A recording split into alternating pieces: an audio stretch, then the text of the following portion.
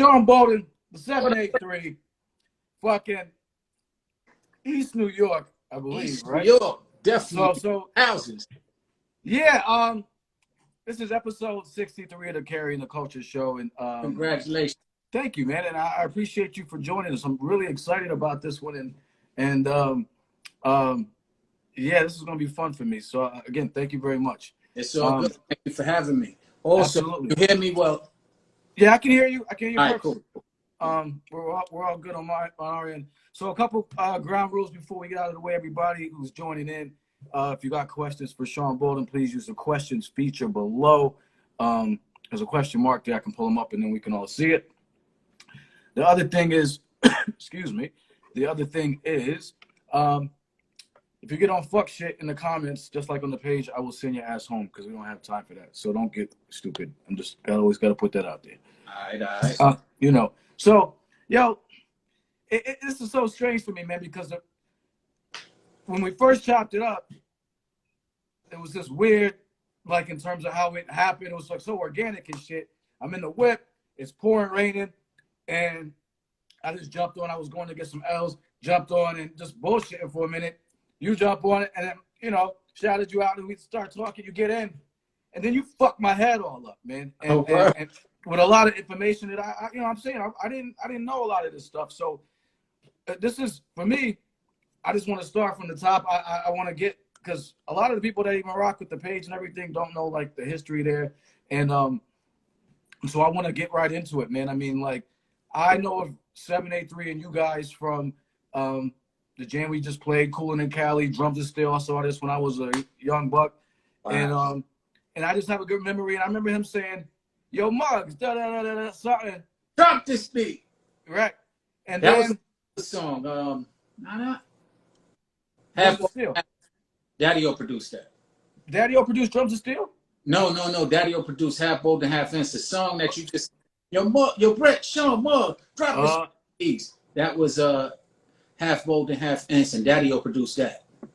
Okay, so no, I remember when I first heard this was on Drums and Steel, when I heard you know, the calypso and stuff like that, and I heard it, and then I heard him say, just remember that Yo Muggs stuck. Somebody said that, but then, you know, a couple years later, so this was when did that come out? The first album, 80. First album, like 87, 88. 87, 88. So fast forward to 88. Okay. No, technically 89. 89. Fast forward to like 92ish, 93, whatever. Whenever Cypress Hill comes out. And I hear Muggs. I'm like, wait. So that's where I kind of just vaguely remember. And then you started sharing some stuff, and I was like, wait, well, hold up. So let's rewind, man, and go back. I mean, you're from East New York. Yeah. And I need to start at the beginning, if you don't mind. I know you told us several times, but we got to go there. Yeah, I'm from Brett is the founder of 783. Ice-T is the person who gave the opportunity to Brett, who was my older brother. Ice-T?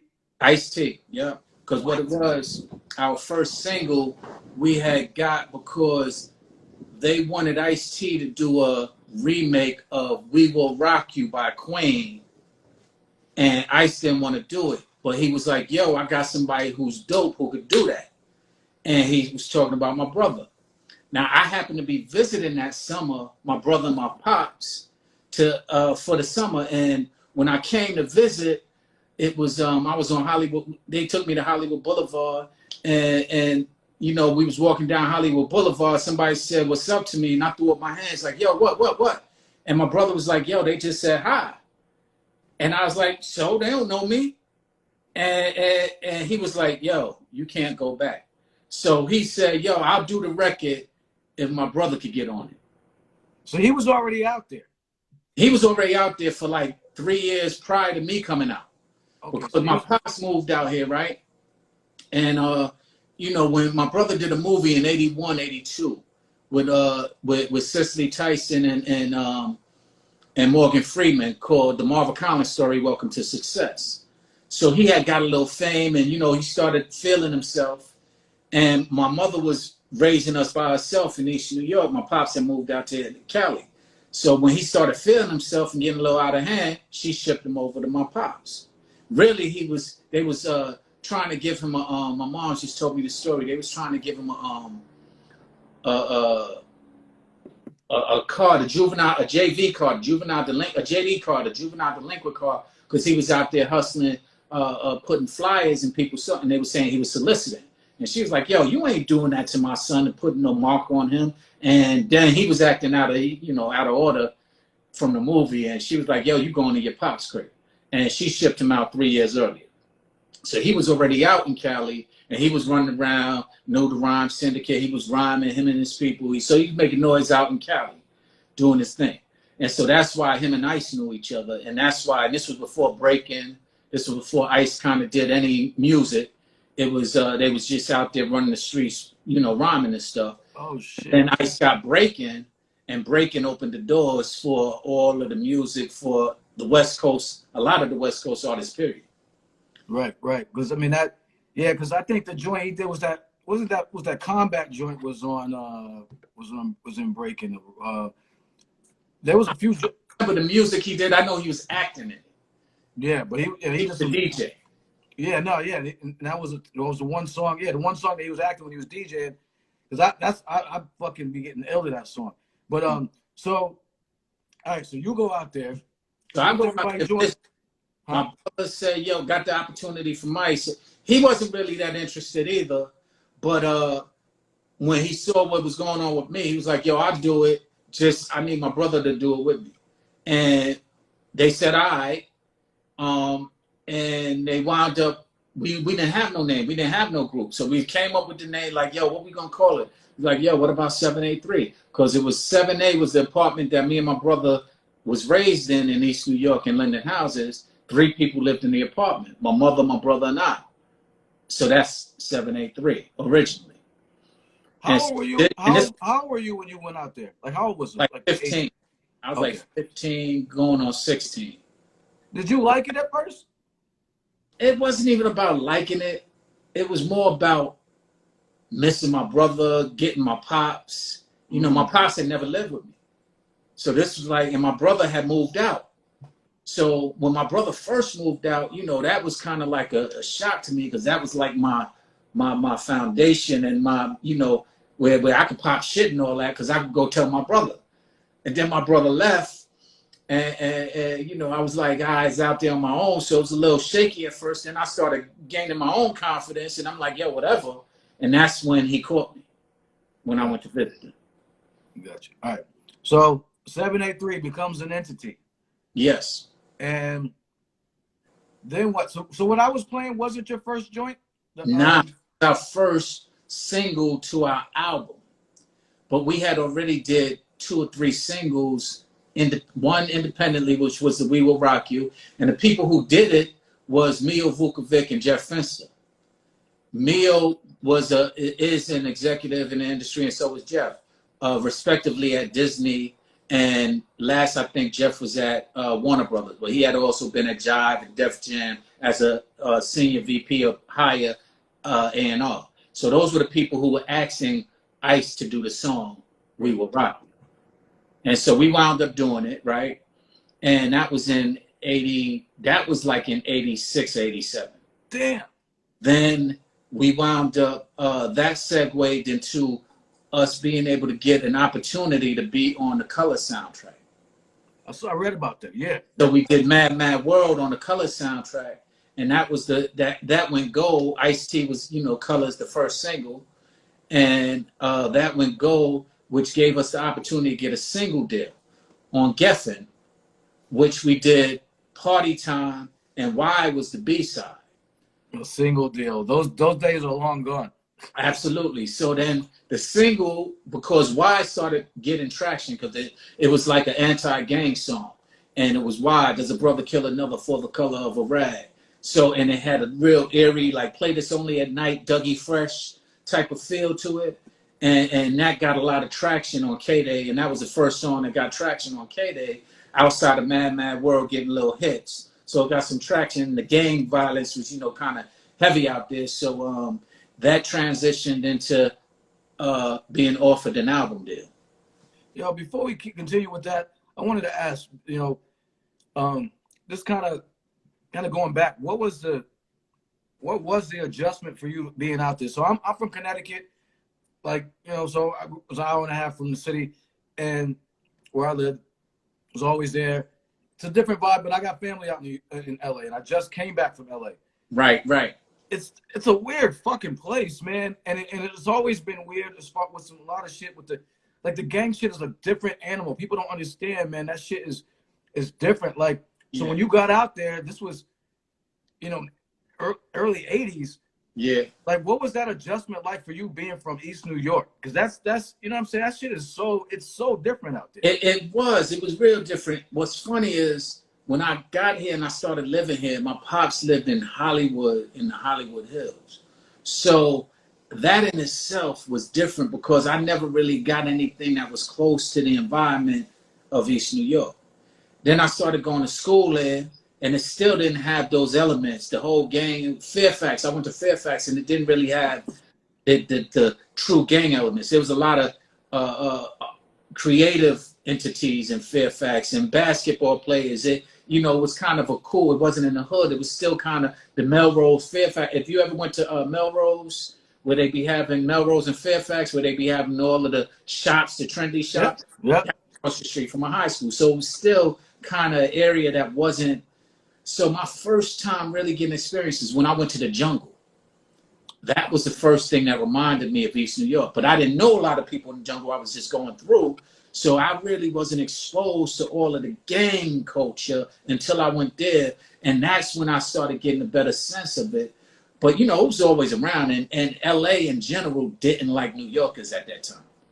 You just talk. And they was like, yo, what's up with all? You know, I'd be on the bus. I'd be on the street. I'd be in the park. And just my accent alone will cause and stir up, you know, tension. Wow. Yeah, I mean, you pick a New Yorker out of LA, like it's fucking, it's easy. Yeah. You know? Let me tell you a funny story. I'm in high school, right? And me and this cat, we started, I don't know what it was. It was like, you know, some ego shit. Yo, what you looking at type of, and he said, yo, so what's up? You want a squab? I didn't know what squab was.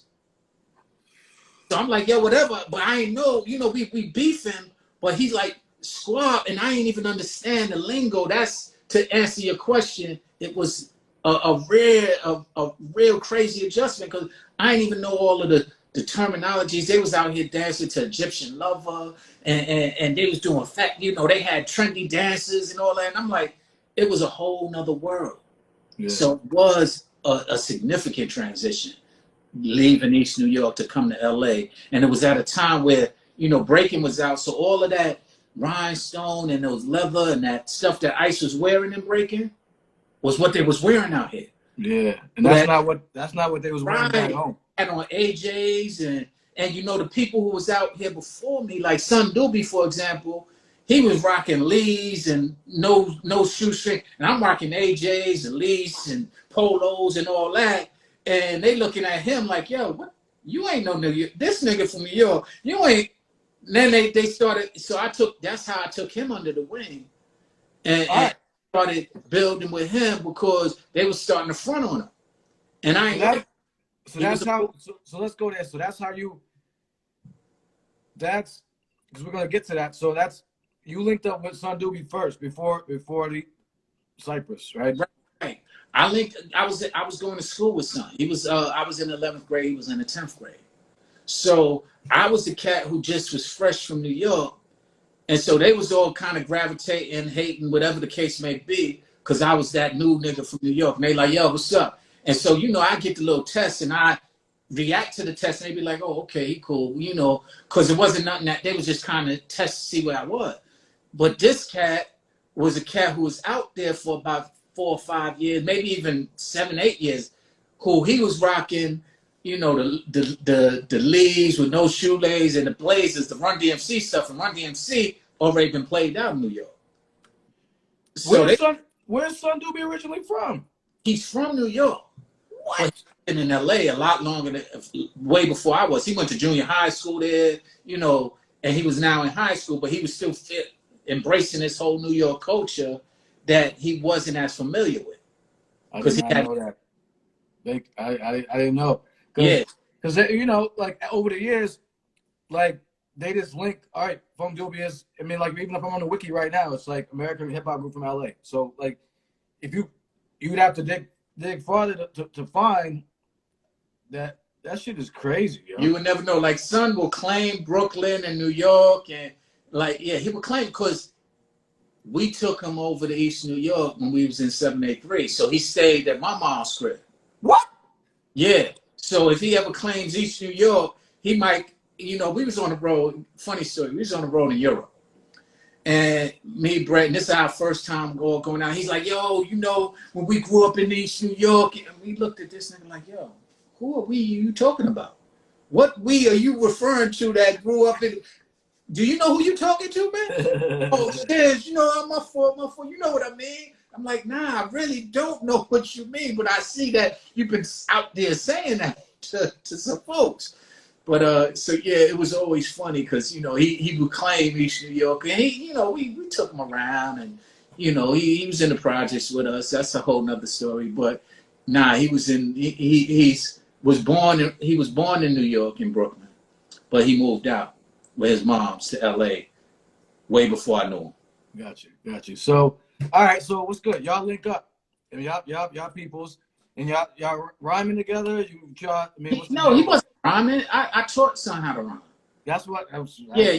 He was not. He was actually DJing kind of, and so because we had the you know, I got the single deal by. When you real quick, when you linked up with him, I was trying to put this in like in the timeline in my brain.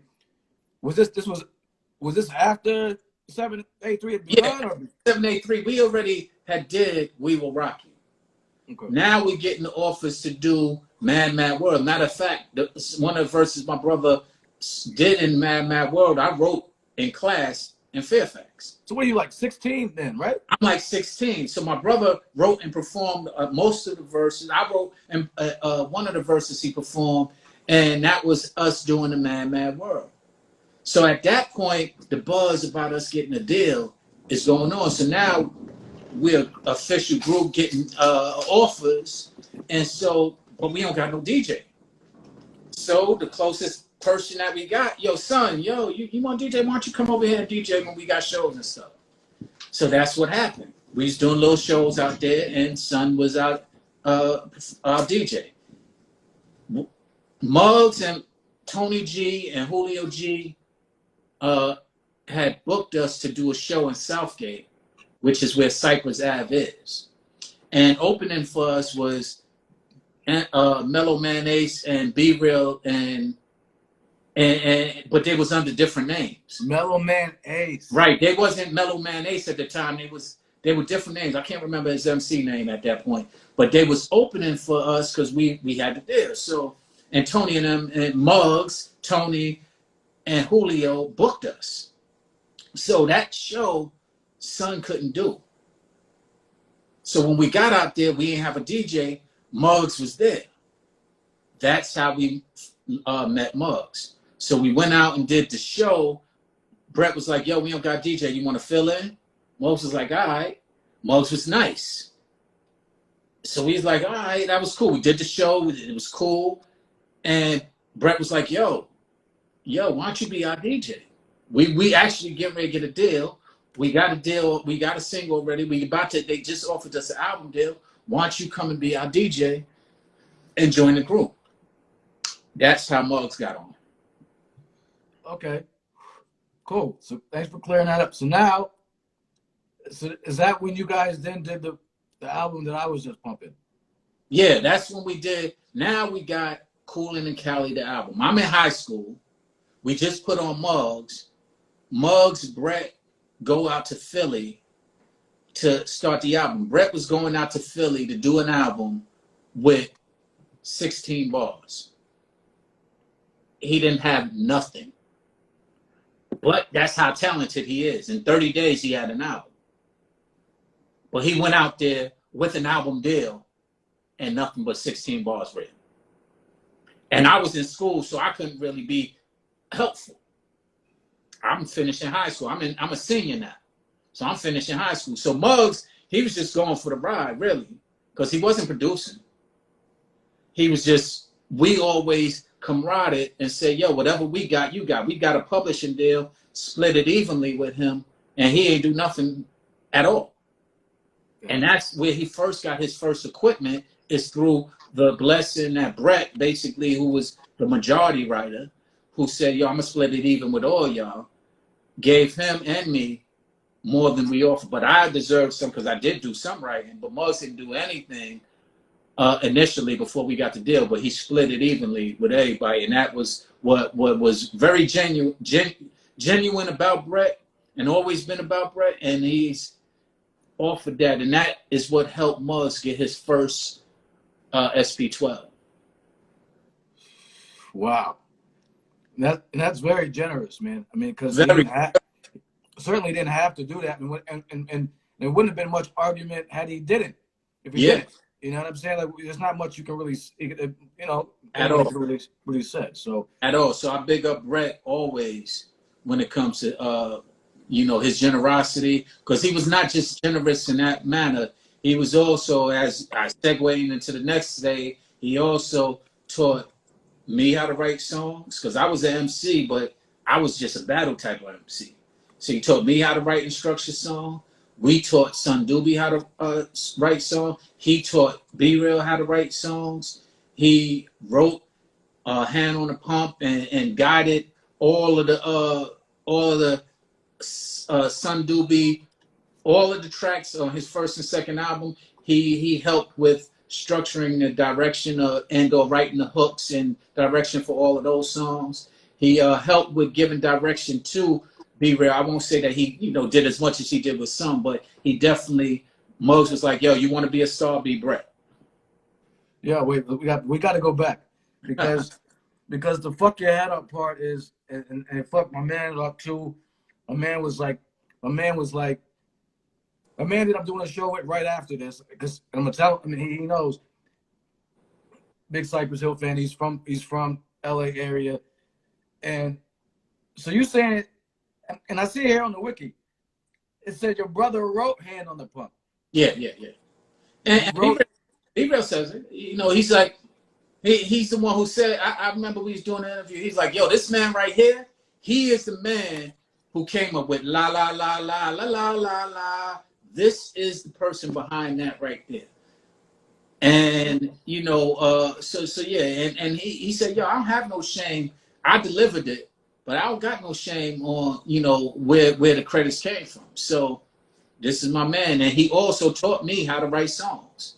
So he's been, especially recently, you know, he's been definitely giving it up. I was on Clubhouse when he first joined, and he was like, yo, I gotta say, my man Sean is on here, and if it wasn't for this guy, I wouldn't even be where I am. I wouldn't be the person I am. I wouldn't be the writer. He taught me how to write. He gave me the entrance into the industry, and his name is Brett Bouldin, which is his brother Sean is here. But yo, that's from 783. That's the person who gave me that start. Wow. Well, listen. It's amazing on a lot of fronts. It's amazing that happened. It's amazing that Be Real has you know, taken that road about it, because you know a lot of niggas is corny. Let's keep it 100. And yeah, it's pretty wild, man. And but I think it's dope, and this is why this was an important bill for me, because our culture, this hip hop shit, is a lot of it's oral tradition, and it's not documented, and we have the technology and the ability to document a lot of things now that weren't necessarily documented before. Give me a second. I'm gonna turn on some lights so we get better light. Sure. So, salute everybody. Sean Bouldin, 783. So yeah, we can document some things that we couldn't necessarily document maybe 20 years ago or whatever, that people might not know. You know what I'm saying? And I got my ear to the street, but I didn't.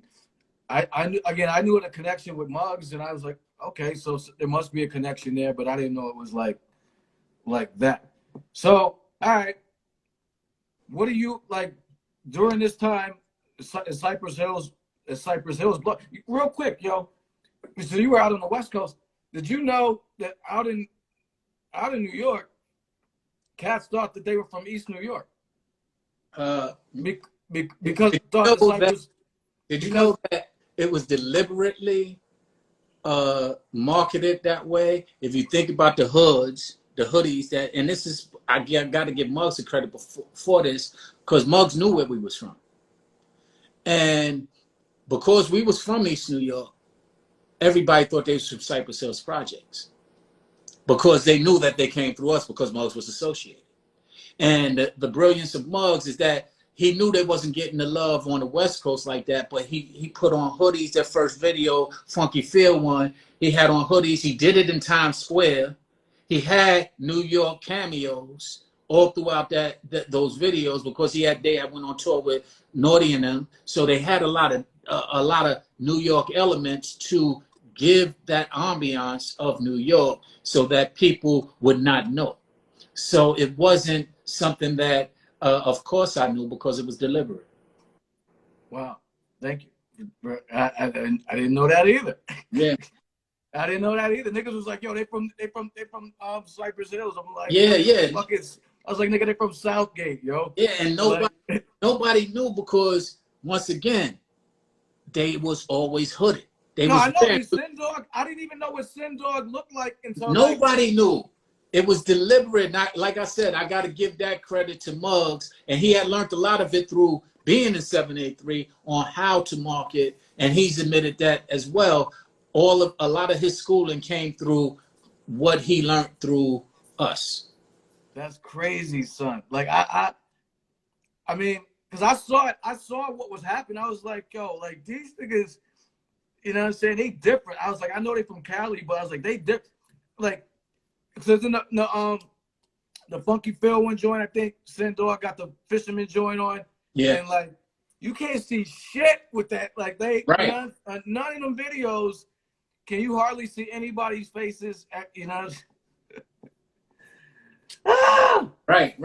So I told niggas this was gonna be some clarification. Yeah. Shit. So the point when we was in Green Street doing our second album that never came out, Muggs had already did the logo, and we was planting stickers of the logo in Green Street so people will subliminally understand. We was in doing some plays or something in Chicago. I would go up to DJs, be like, yo, I want to hear that how I could just kill a man. And they was like, what you talking about? It wasn't out yet. So we was marketing and promoting. I was doing magazine interviews for Word Up and all that, and they'd be like, well, what you listening to? I'd be like, I'm listening to Mellow Man and Cypress. They didn't even get in the studio yet. So we deliberately was doing a lot of subliminal marketing just naturally. Kudos to you, son, for that shit. That's some ill shit right there, man. What were you doing? So as Cypress Hill was bubbling off, like, so that was your main, you guys were, that was your main thing at that time? Or were you doing stuff musically, or what were you doing? You gotta realize, Brett and I left the industry. Right. We had a second album that was supposed to launch Cypress and Funk Dubious. They shelved the album. Which label was this? Yeah, because Geffen merged with MCA. So all of that black acts went over to MCA. They knew what to do with R&B. They didn't know what to do with hip hop. And this was before Daddy-O had got over there. So they was over there and they didn't know what to do. And we had in hindsight, we had a lot of controversial stuff that I didn't realize was so controversial until I got older. And so they was putting it out gun ho. First thing was done by Spider-Man and Freeze as they was coming off the heels of Poison and all of that. They did the first single called Ha Ha Ha. We did the photo shoot. We did it all. It was pressed up. It was sent out to Europe. It had a B-side called Pledge Allegiance of America. That, I think, is what really stopped them from putting out that album. Wow. Because it was just controversial. It was real social. You know, Brett, if you listen to a song called Lucifer on the first album, Brett had wrote, we fought to get that on the album. They didn't want to put it on the album. A lot of the stuff that we did our first album, they didn't want to, it was kind of the label segue in it. They didn't want to do a video for Cool and Cali. We was begging them like, yo, Do a video for Cool in Cali. That'll be the hottest thing. You just putting New York niggas on the beach. That you don't got to do no more. Just do that, and that will launch us. The Bomb Squad did it. We got that endorsement. We from New York. We out here. Yo, it will blow. They didn't want to put a video out to Cool in Cali. That's what you was just playing. Right. They wanted to do Drums of Steel. We didn't want to do Drums of Steel because it was like the pop. That was the song they wanted. They conceived. It was supposed to be actually real Drums of Steel, but we didn't get a Drums of Steel play, so we was doing a regular drum, and we had live instrumentation. But we didn't really want that because that didn't represent us. We had a lot of other stuff on the album that was more representative of who we were. Well, we had to go ahead and do the politics, and that's how it laid out. And I say all that to say that that's why we was learning a lot about the marketing, because we was taking it into our own hands, learning and trying to figure out how we can maneuver without them. So the second joint got shelved, and you said, all right, so you just said, so that's when you said, Of course, another story about Sean and East New York, me back in Sean. I just told you the story about I left East New York. My brother got me out of East New York because he saw the East New York coming out of me, and that's why we did our first record. All right, here we are. We did the second album. Barry Hankerson is our manager. While we're doing that, Barry was doing plays. He was doing real plays, and he had put us out there so that we could make some money. And he was just starting to entertain, managing R. Kelly. You know, he was going to be on our second album as far as a producer. Him and Teddy Riley, because Barry was part of that whole clique, and we never really got a chance to sit with him. But anyway, Barry and Ernie Singleton, who was the president of MCA Urban Music at the time, were friends. So I'm sitting there talking with them like, yo, we had a meeting. I was like, yo, I'm the youngest, but I was always the business person. And they were always more creative and, older than me. But I'm sitting there talking. They say, yo, y'all got any questions? We sit in the meeting, Barry, Ernie, Bugs, Brett, myself. And I'm like, yo, Ernie, if you don't want to put this album out, can you let us go now while it's still got some relevance and it's not dated so that we could shop it elsewhere and maybe we could get some momentum? Nah, we're going to put it out there. We good. And he did. But when it got shelved, I didn't know all that. So we was at a Gladys Knight concert, and Ernie was there. I had a raise in my mouth. Just sitting there like, yo, man, this that nigga who did it. And I'm sitting there looking at him. And, and Brett's like, yo, shit, calm down. Gladys Knight, the relevance of it all, is married to Barry Hankerson at the time. So Brett's like, yo, this is Barry's event. Only reason why we there is because Barry's our manager and he invited us to the concert. But I see Ernie, and Ernie don't even know who I am. And I'm sitting there on some real East New York, rubbing shoulders. He don't even really know. I'm sitting there like, this nigga here. You know what I'm saying? And when I saw that, that's when I left the industry personally. I was like, yo, I left this to get that out of me. Yo, let me ease up. Because if I would have opened him up, and he's a great guy. I know him now. Wrong, just not understanding, being young and dumb. I would have been either a Suge Knight, niggas feared me, because that would have got around. I'd have been dead, because they used to put bounties on people's heads out there in LA. That was part of their culture. Or I would have been locked up. No matter how I looked at it, it would have been a fuckery situation. So that's when I saw that. That's when I eased back. We had just got off the road. Muggs was working on Cypress. That's when we kind of distanced ourselves. And while we was distancing ourselves, they were continuing to do what they did. Now Brett was working with them, still writing, and he was now they had got a deal for Son Doobie as Funk Doobie. So he went out there. Muggs called him out. Muggs wanted Brett to write the whole album. Brett was like, nah, you know what? We could have Son write his own stuff because we'll get on him. He'll be all right. Because we did a song called Let the Bells Ring. That was Son's first appearance on a mic after we taught him how to rhyme.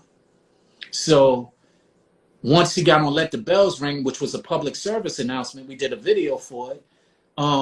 that's kind of what gave him some momentum, and that's how he got the deal, segued into the deal. But him and Ralph did some songs together, and then they got the deal through Let the Bells Ring and Muggs' success that he was having with Cypress. So Brett started continuing to do that, and he was writing for all the Buzz Tone artists, all the Soul Assassins. He was in that clique. I went back to East New York, and I was like, fuck the business. Because I saw that story that I was just telling you, and I'm like, yo, I ain't trying to lose my life. You know, I ain't never been on no gangster stuff, but I was from East New York. You know what I'm saying? So the culture was in me, even though I was never really on no rah-rah. I wasn't like the cats who I grew up with, who was really on some old, yo, what? You know what I'm saying? But I was never inside, so I was around. I was a product of the environment. Right. So when Right. I saw, Of course, just growing, just surviving. I mean, absolutely. So when I you just had to be ready. out of, So yeah. So I mean, and I get it. You know, I mean, you wasn't about yeah. to let niggas punk you. So like, and yeah, this industry is fucked up, man. I mean, it's a wild, Yeah, it's a wild and business, man. I took it personally. I thought he was messing with our lives, you know, like the industry does. But in all actuality, in hindsight, I realized that a lot of our material wasn't, they didn't want to come out. You know, because the hot and all that commercial stuff that we did, like we did on the first album, we did a lot of what they wanted. And then we throw in that Lucifer and that, you know, Hit 'Em Again and the songs that we like. So Right. it was a balance. Now the second album, we had a lot more creative control. And we was able to do, that was where Muggs did his first production. He had Is did a that so remix. that album is that album anywhere? No. If we got it. I got like remnants of it. I don't have no real clear copies of it. I don't have no at that time that or no reels of it. It might have got burnt in that fire that they had at Universal. I never really explored where it's at. But on that album, we had Prince Paul. We had Muggs was doing his first production. Daddy O again.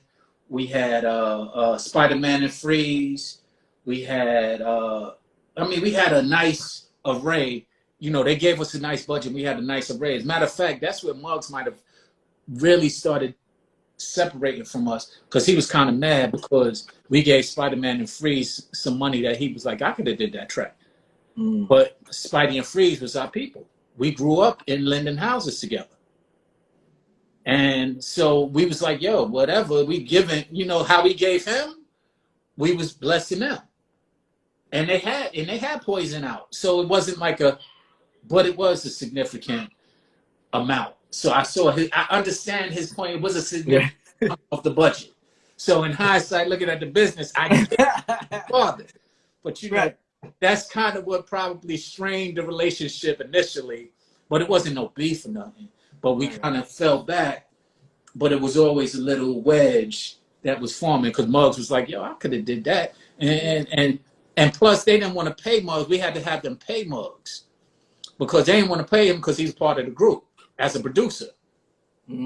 So here we are paying these niggas a substantial amount, and Spider-Man and Freeze, that is, and he's producing as well. And they talking about, nah, we ain't gonna pay him, and we like, nah, you gotta give him something.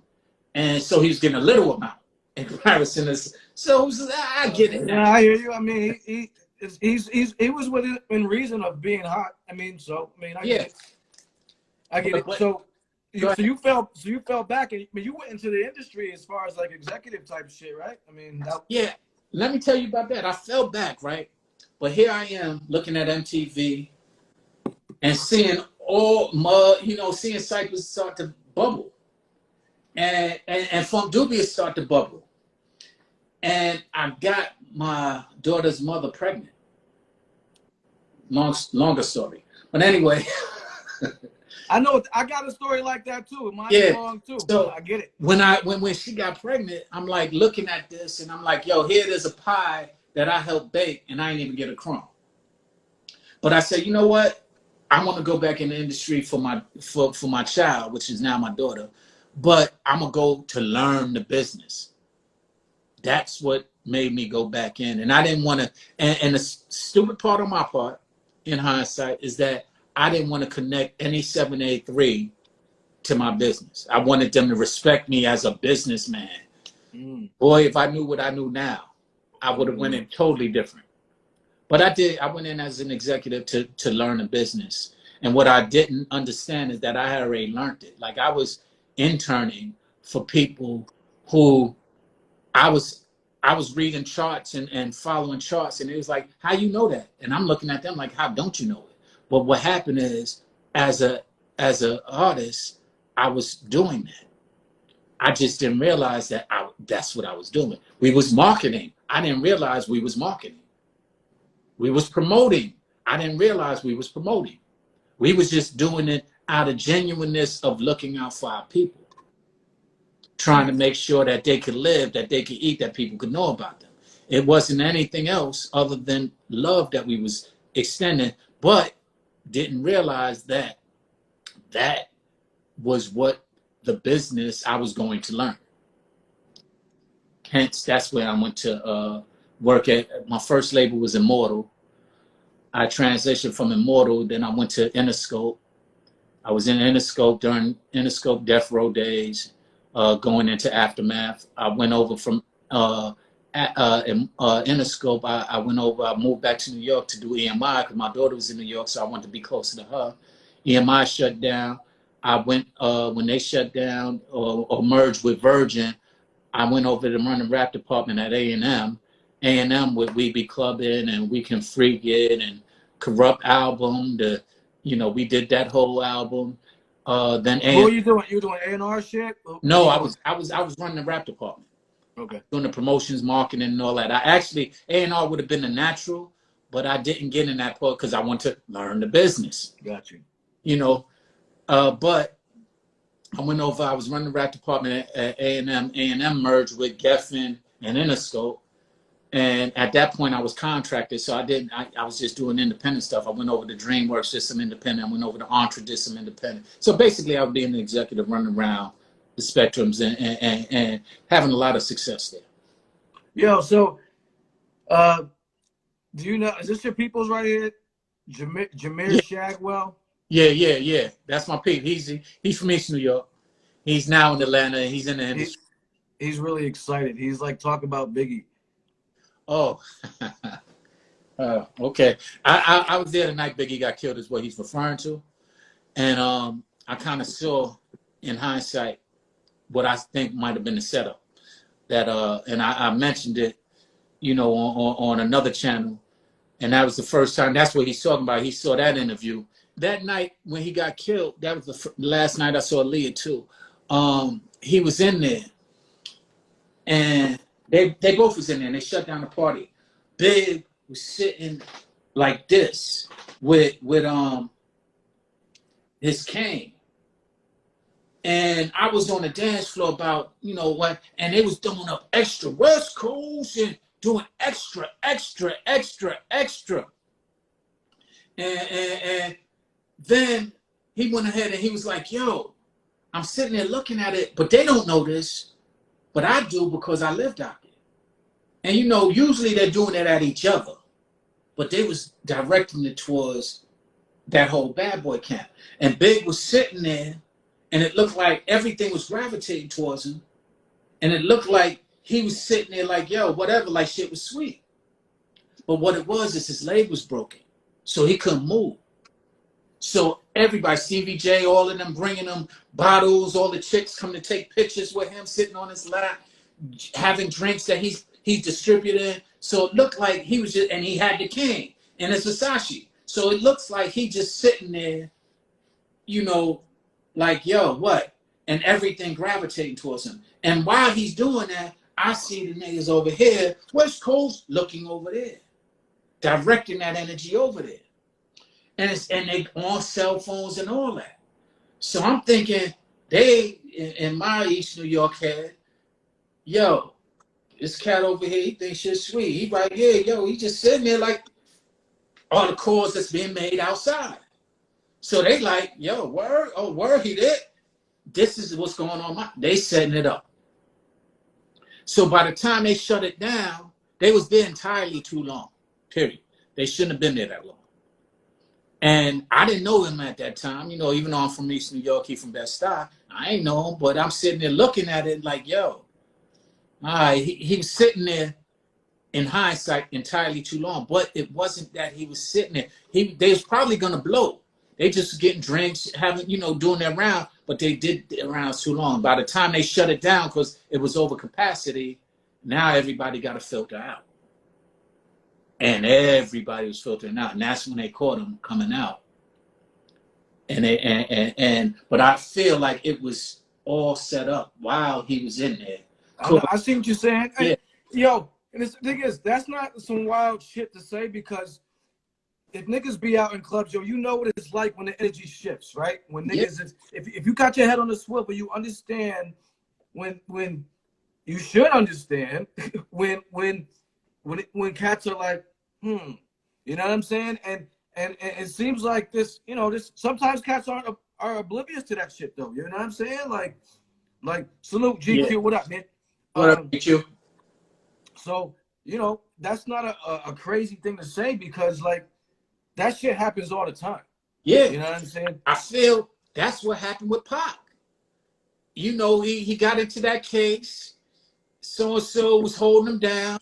He kind of spoke on something like, yo, whatever. So-and-so got to, you know, offended. Now all the goons that, you know, because some of them from East New York that sitting there was looking at him like fool, who was like, nah, and he was like, nah, he can't be fooled. And you know how Pac is. Pac was, yeah, real loud. So he was the same way in New York when niggas like, yo, this little loudmouth, you know how niggas was looking at him.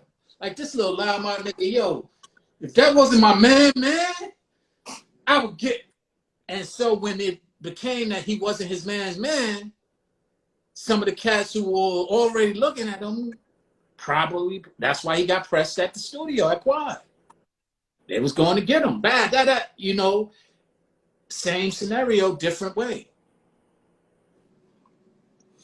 You got to be aware, man. You got to be aware. That's the name of the game, man. Absolutely. That's the name of the game. So we got to go in a few minutes, but so you're doing the exact thing. I mean, are you doing anything music-wise now? Are you in that? I mean, I know you got a business going on with some, you know, with the water company and shit, but yeah, I got a water company, My Beverages. I'm trying to find something to represent that, but I'll find it in a second. But yeah, I got a water company. We got a CBD infused water. That's our product. Our website is www.my-beverages.com. You can order water there, and we can send it out to you. Musically, I dibble and dabble in music. I more so consult. I more so help out from the things that I got. But I'm more interested in television and film and doing productions from that standpoint. So my music is kind of transitioning to that. I do music for fun. You know, I do music just right now creatively. I like to write again because I stopped writing when I became an executive. But since my birthday, I've been really on some creative, like enjoying life. And part of enjoying that life is enjoying some of the things I used to do that made me smile and that I enjoy. So I do it from that standpoint. dope. And I'm not doing it, you know, I've managed before. I've done everything. If hip hop was a basketball team, I played every position, including a coach. Been a manager, been an executive, been an The Bill Russell shit. Yeah, been all of that, and had success in a lot of the areas, if not all of the areas. I did A&R, did promotions, did marketing, did all that. But it was never something that I stand firm in. You know, it's something that I did, I enjoy, and I know how to do, and that's why I do it now. But it's not something that I pursue. I just do it where people need it. You know, because people don't really, for consultation and experience that I could help them with, people don't really like to pay what it's worth. So I don't even really get caught up in it. They always talking about the sob stories of people who beat them in the head and people who robbed them out of their money or beat. And I'm like, yo, that ain't me, and I don't care what happened with that. And then by the time I'm passionate about everything I do, so by the time I finish having a conversation for about an hour or two, I could have saved them $1 million. But then they go make that million, save that million, and break me off nothing. So I just kind of fell back. Makes sense. That makes sense. Do you have any? I got two questions for you. One, and then we get to the other. Any industry advice for people trying to do this right now? Yeah. The game is totally different, obviously, from when you got in 30 years ago. I mean, the whole shit's different. I mean, in some ways, but at the same time, there's a lot of ways, I got definitely advice. One, be a trendsetter, not a follower. I only like superstars, and the superstars that I have been associated with and that I've seen happen, they were always trendsetters. They weren't followers. A lot of people nowadays, they jump on bandwagons instead of creating a wagon to band. So that's the first thing. Be creative, be a trendsetter, don't be a follower. Second thing is work hard and have a great work ethic. All those also have in common, outside of being a trendsetter, they also had good work ethics. Dr. Dre, Ice Cube, Swiss, Teddy Riley, Will I Am, you name the successes that I've been associated, the superstars I've been around or who I worked with, they have that in common. They got a great work ethic and they got a great focus. And here's the key to it.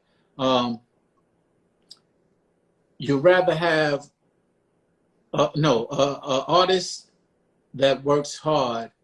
No, an artist with talent that doesn't work hard will get beat by a talented artist who don't do it. I forgot how I used to say it, but I get the point, and it's critical. People do not understand that.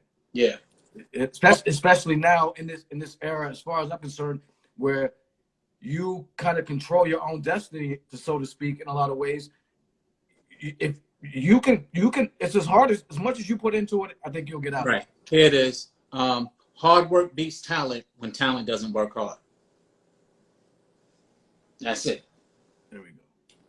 So, and don't compromise your soul. There's a lot of people out here just really doing a lot of, just exploits and antics, just to get attention, and that's the name of the game, get famous. I ain't looking to help people get famous. I'm looking to help people have careers. And if you want to have a career, work hard. If you want to have fame, go ahead and do outlandish shit to get you to go viral. You'll have a hit song perhaps, but you won't have a hit career. Ask Tekashi. Ask Lil Nas X is going in that direction.